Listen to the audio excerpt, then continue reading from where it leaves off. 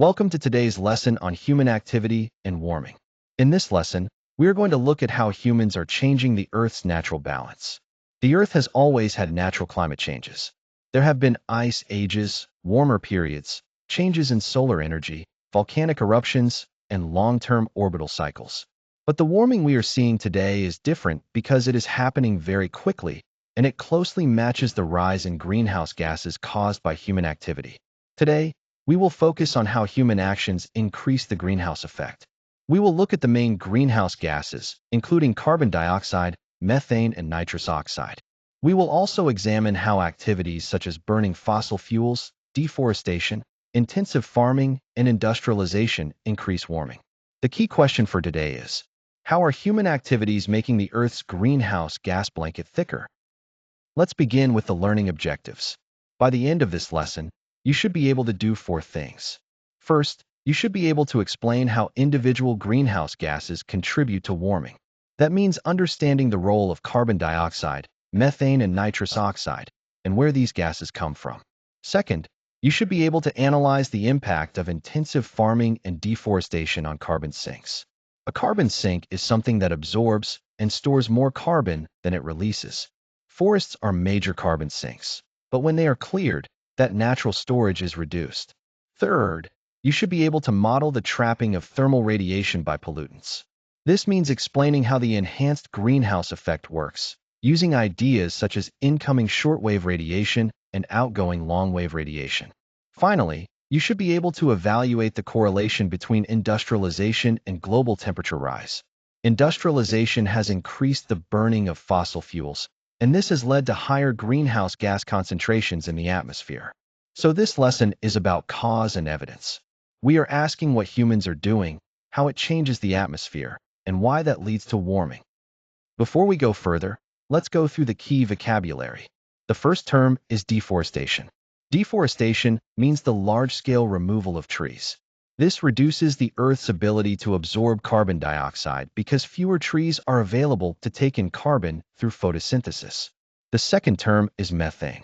Methane is a powerful greenhouse gas. It is released by livestock, landfill sites, rice farming, and decomposing organic waste.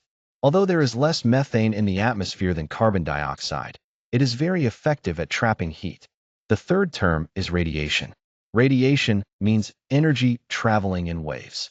In this lesson, we are especially interested in shortwave solar radiation coming from the sun and long-wave infrared radiation being emitted by the Earth. The fourth term is industrialization.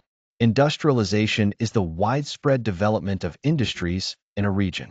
It involves factories, machines, mass production, and large-scale energy use. Since the Industrial Revolution, industrialization has greatly increased the burning of fossil fuels. These words are important because they help us explain the link between human activity and climate change. Before we look at humans, we need to remember that Earth does have natural climate drivers. One important natural driver is Milankovitch cycles. These are long-term changes in Earth's orbit and axis. They affect how much solar radiation reaches different parts of the planet. There are 3 main Milankovitch cycles. The first is eccentricity, which is the changing shape of Earth's orbit around the Sun.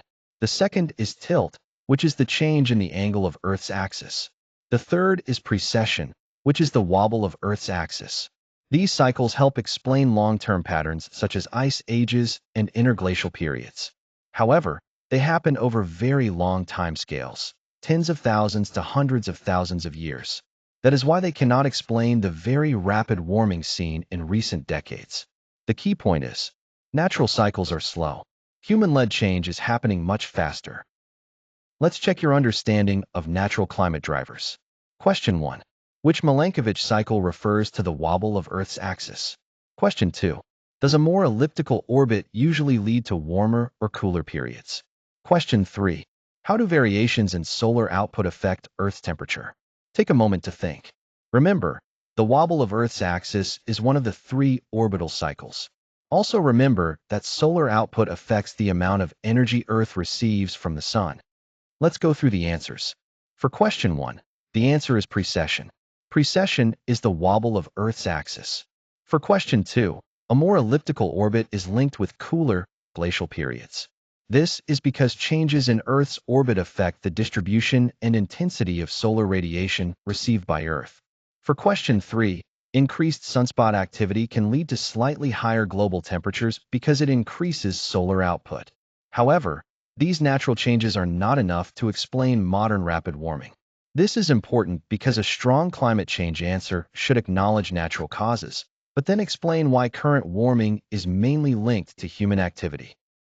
Now let's look at the greenhouse effect. Without greenhouse gases, Earth would be far too cold for most life. The slide notes that Earth would be around -18 degrees Celsius without them. Greenhouse gases act like a blanket around the planet.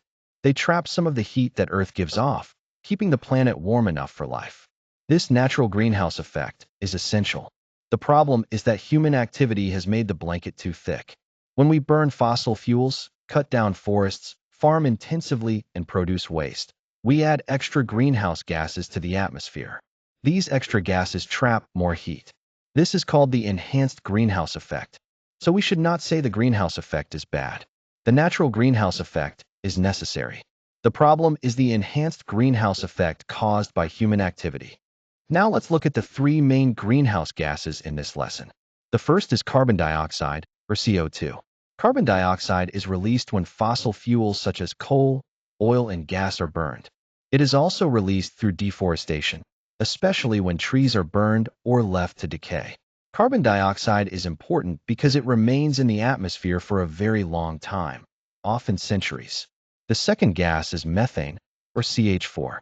Methane is released from livestock, rice farming, landfill sites, and decomposing organic waste. The slide notes that methane is around 25 times more potent than carbon dioxide at trapping heat. This means methane is very powerful, even though it usually remains in the atmosphere for less time than carbon dioxide. The third gas is nitrous oxide, or N2O. Nitrous oxide is released from fertilizers used in intensive farming and from some industrial processes. It is also a very effective heat-trapping gas. So the big three pollutants are carbon dioxide from fossil fuels and deforestation, methane from livestock, landfill, and rice farming, nitrous oxide from fertilizers and industry. Now let's explain how the enhanced greenhouse effect works. First, incoming shortwave solar radiation passes through the atmosphere from the sun. This radiation reaches the Earth's surface. Second, the Earth's surface absorbs this energy and warms up. Third, the warm Earth emits energy back towards space as long-wave infrared radiation. This is heat energy leaving the surface. Fourth, greenhouse gases in the atmosphere absorb some of this long-wave radiation. Instead of all the heat escaping into space, some of it is re-emitted in all directions. Some is sent back down towards Earth. This causes additional warming. The more greenhouse gases there are in the atmosphere, the more long-wave radiation is trapped. So the enhanced greenhouse effect can be explained as a sequence. Short-wave radiation enters. Earth absorbs it. Earth re-radiates long-wave heat. Greenhouse gases trap and re-emit some of that heat. That is the basic mechanism behind human-caused warming. Now let's look at farming and carbon sinks. A carbon sink is a natural system that absorbs more carbon than it releases. Forests are important carbon sinks because trees absorb carbon dioxide through photosynthesis and store carbon in trunks, branches, roots, and soil. However, intensive farming can damage carbon sinks. When forests are cleared for cattle ranching, crop farming, or palm oil plantations, the carbon sink is reduced or destroyed. This is a double problem. First, cutting down or burning trees releases stored carbon into the atmosphere. Second, removing the trees means there is less future absorption of carbon dioxide. That is why the slide describes deforestation as a double blow. Intensive farming can also add greenhouse gases. Livestock, especially cattle, release methane. Fertilizers can release nitrous oxide.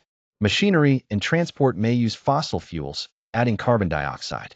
So land that once absorbed carbon can become a source of greenhouse gases. This is why farming and deforestation are so important in climate change. Now let's test this idea. The statement says, an area of intensive cattle farming is an effective carbon sink because of the grass the cows eat. Is that true or false? Take a moment to think.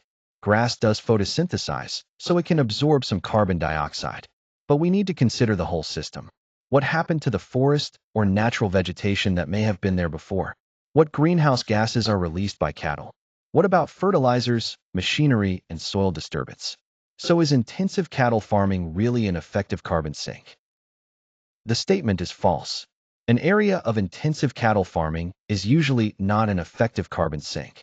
The correct explanation is that the methane produced by cattle and the loss of trees usually outweigh any carbon absorbed by grass. Grass can photosynthesize, so option B is wrong. Grass can absorb carbon dioxide. But the issue is balance. If forest is cleared to create pasture, a major carbon sink is removed. Stored carbon may be released, and future carbon absorption is reduced. At the same time, cattle release methane, which is a powerful greenhouse gas. So the overall effect of intensive cattle farming is usually to increase warming, not reduce it. The correct answer is A. The methane produced by the cattle and the loss of trees far outweigh any carbon absorbed by the grass. This is a good example of why we need to think about whole systems. It is not enough to say, grass absorbs carbon, so the area is a carbon sink. We need to ask whether the area absorbs more carbon than it releases. In intensive cattle farming, greenhouse gas emissions are often high. There may be methane from livestock, carbon dioxide from deforestation, and nitrous oxide from fertilizers. So the system is more likely to be a carbon source than a carbon sink. Now let's look at industrialization. Since the Industrial Revolution, which began around 1760, there has been a clear correlation between industrial output and global mean temperature rise. Before industrialization, most work was done by hand, animals, wind, or water power. Industrialization changed this. Factories, steam engines, railways, and later power stations used huge amounts of fossil fuels, especially coal. When coal is burned, it releases carbon dioxide. As industrial output increased, carbon dioxide concentrations in the atmosphere also increased. The slide explains that global temperature anomalies closely followed this rise. A correlation means two things increase or change together. In this case, industrialization, carbon dioxide, and global temperatures all rise together. The slide also notes that carbon dioxide levels are now higher than at any point in the last 800,000 years. That is a powerful piece of evidence because it shows that modern carbon dioxide levels are far outside the recent natural range shown by ice core records. Now let's look at why scientists are confident that the extra carbon dioxide comes from fossil fuels. The slide mentions isotope analysis. Isotopes are different forms of the same element. Carbon has different isotopes, and carbon from fossil fuels has a particular chemical fingerprint. When scientists analyze the carbon dioxide in the atmosphere, they can identify whether it comes from natural sources or from burning fossil fuels. This matters because some people might argue that extra carbon dioxide could come from volcanoes or natural sources. But isotope evidence shows that the increase is strongly linked to fossil fuel burning. So the correlation between industrialization and warming is not just a coincidence. There is a clear mechanism. Burning fossil fuels releases carbon dioxide. There is a clear effect. Carbon dioxide traps long-wave radiation. There is also chemical evidence. Isotope analysis links the extra carbon dioxide to fossil fuels. This creates a strong evidence chain connecting human industrialization to modern warming. Now we are going to consider a debate. The question is, the UK and Western nations grew wealthy burning fossil fuels. Is it fair to ask developing nations to limit industrial growth to protect the climate? This is a challenging question because it involves geography, economics, fairness, and ethics. On one side, developed nations such as the UK, the USA, and many European countries became wealthy during industrialization by burning large amounts of fossil fuels. This created a lot of historical carbon emissions. So some people argue that developed nations have a carbon debt. They have contributed more to the problem and therefore have a greater responsibility to solve it. On the other side, many developing nations still need affordable energy to reduce poverty, build infrastructure, improve healthcare, develop industry, and raise living standards. If wealthy countries used fossil fuels to develop, is it fair to tell poorer countries they cannot do the same? However, climate change often affects developing nations severely through drought, floods, sea level rise, and extreme weather. A balanced answer might say that developing nations should not be denied development, but wealthy nations should help them develop using cleaner technology. You might have said that developed nations hold a carbon debt because they began large-scale industrial emissions earlier. That is a strong point. You might also have said that developing nations need cheap energy to reduce poverty. That is also valid. Another point is that developing nations may suffer heavily from climate change, even if they have contributed less to historical emissions. For example, they may be more exposed to drought, floods, food insecurity, or sea level rise. A strong answer might argue that wealthy countries should provide funding and green technology to help developing countries leapfrog fossil fuel development. Leapfrogging means moving directly to cleaner technologies, such as solar or wind power, without repeating the same high-carbon development path as industrialist nations.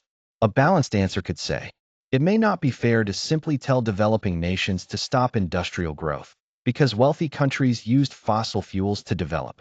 However, climate change is a global threat, so all countries need to reduce emissions. Wealthier nations should take greater responsibility by cutting their own emissions faster and helping developing nations access affordable green technology. That answer shows evaluation because it considers both fairness and climate responsibility. Let's finish by looking towards solutions. Understanding the link between human activity and the greenhouse effect is important because it shows that humans are not powerless. If human activity is the main cause of modern warming, then human action can also be part of the solution.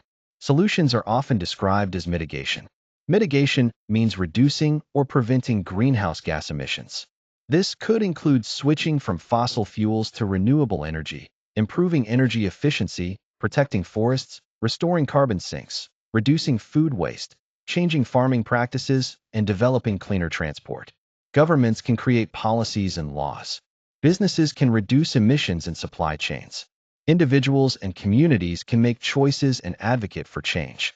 The key point is that climate change is not caused by one person or one activity, and it will not be solved by one person or one action. But technology, policy, and lifestyle changes together can reduce emissions and slow future warming.